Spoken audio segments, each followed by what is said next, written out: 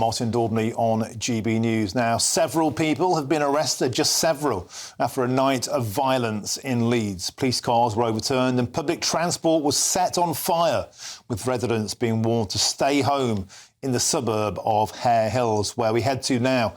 And we join our reporter, Anna Riley, who is on the scene of last night's anarchy. Anna, the clean-up operation very much underway. What's the mood on the ground after a night of total chaos? Yes, Martin, well, people are still understandably shocked and saddened about what happened, that large-scale riot that went on for 8 hours. It went on into midnight, as you say, with police cars being overturned and with a bus being set on fire. Behind us was where the bus was set on fire. We're just on Broughton Terrace in Hare Hills. You can see now that the majority of that clean-up effort has been done. The remains of that double-decker bus have now been taken away on a JCB, but you can still see the council working there, just sweeping up the rest of the road. It's really destroyed the tarmac, so we've still got a road sweeper going along. If you can see a little bit further as well, behind this police cordon, you can see that people from this community are still gathered, you know, nearly 24 hours on from when this first started, speaking to police, speaking to each other. We have heard as well that there's concern something might happen later on tonight, so the police are obviously understandably trying to speak to residents, trying to make sure that a further disruption like this doesn't happen again, and it has left people here feeling shocked and saddened. One man told me that he feels like Hare Hills is a no-go zone now. Another business owner I spoke to, he was concerned about his business and the impact that this would have on that. And another local resident I spoke to, he was out going to buy a pint of milk when it all unfolded last night, and he said he saw the flames, he saw the blaze, he saw officers with riot shields and helmets going in. Luckily, nobody was injured in this, but it certainly could have turned a lot worse, and police let out a statement earlier which they said they felt they had to retreat for when the incident unfolded at 5 o'clock yesterday, and that was when they went to aid social services in removing children from a home near here due to safeguarding concerns. And as we have further updates on this, Martin, we will bring them to you. Thank you, Anna Riley, live there from the scene of last night's riot in Hare Hills. And joining me now in the studio to discuss this situation is the former Met Police Detective Peter Bleksley, great friend of the show. Peter, 8 hours of rioting, over 1,000 rioters, several arrests and videos of coppers running away from the danger. Dame Andrea Jenkins, who until recently was a politician just a short way away from this seat, called it plastic policing. You're an old school, proper copper. How does this sort of policing make you feel when you see it? Police officers running away from any situation is never a good look. But allow me, if I may, to rewind to what we think is the situation that sparked all of this disorder, with children being removed from a home by social workers and police officers. I have very close links to some people who work in social care.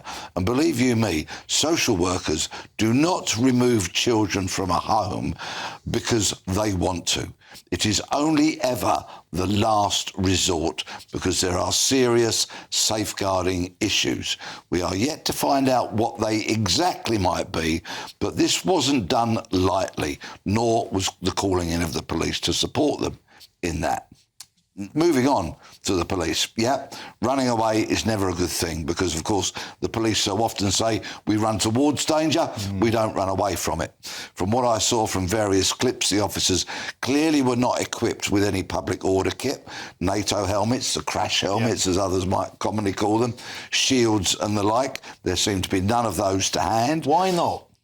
Because if that was at the Cenotaph, or if that was down the QPR, or if that was the St George's Day Parade, they'd be straight in wearing that sort of kit. The Metropolitan Police has what is called the Commissioner's Reserve, which is van loads of Territorial Support Group officers, very fit, very well trained in public order, with shields and their kit in the van with them invariably. Clearly, the police here did not have that kind of capability.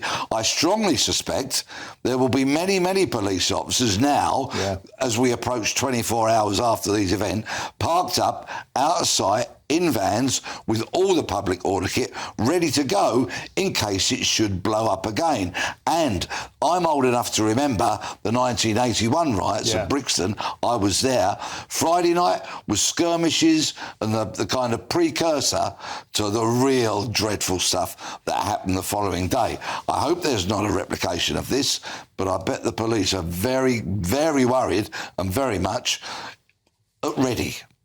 And Peter, how much do you think last night is the symptom of communities looking on, being soft-soaped for years, community relations, trying to build those bridges, but not actually putting the boot down when it's needed?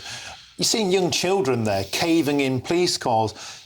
This is despicable behaviour. This is behaviour that shows, to me, a total and utter disregard for law and order. And not only that, but I think a belief that the police won't do anything about it. Let's tell the truth, where senior police officers and many politicians won't. There are no-go areas in this country. They'll all deny it. Everybody in the establishment will say, no, we can go anywhere. That's simply not the fact. There are many areas throughout this country where the police are simply afraid to do that job. It's been borne out numerous times by all the exploitation scandals that we've had of children in Rochdale and Rotherham and Oldham, and the list goes on and on and on. There are places where the police are very much afraid to tread. And why? Why are they afraid to tread? Spell it out. Senior police officers, it's appeasement. They don't want a situation like we saw last night, and they think if they police robustly, that might be the result of it. And let's face it, any police officer that has that kind of situation from last night on their CV is probably not going to climb that greasy pole of promotion that they're all so desperate to do. You mentioned politics. We've had a change of government. This is Labour heartland.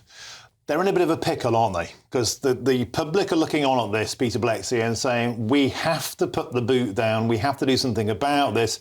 And yet we have police commissioners relying on the votes of these communities. We have politicians relying on the votes. Is that another quandary? We have politicians frozen in the headlights. If you ignore a community because you are afraid to go there, you simply will not have the sources to tell you what is going on. And if you disengage because you are afraid, is it little surprise if you do get called upon to go to that area, you will be met with hostility. It's no surprise whatsoever. Each and every community that claims to be a part of multicultural Britain should, by natural extension, welcome police in there to clamp down on lawlessness and crime. But that doesn't happen. Peter, we've got like 30 seconds left. Do you think this is going to get worse before it gets better? I sincerely hope not. But let's wait and see. Not just in Leeds, I mean across Britain. Oh, well, it's summer, and we all know that riots so often kick off during the hot, sweltery summer months. I sincerely hope they don't, but you know what? To a large extent, this nation is a tinderbox. Peter Bleksley, sobering words, but it's always a pleasure to have your company and your expertise in the studio. Former Met Police Detective Peter Bleksley, thank you.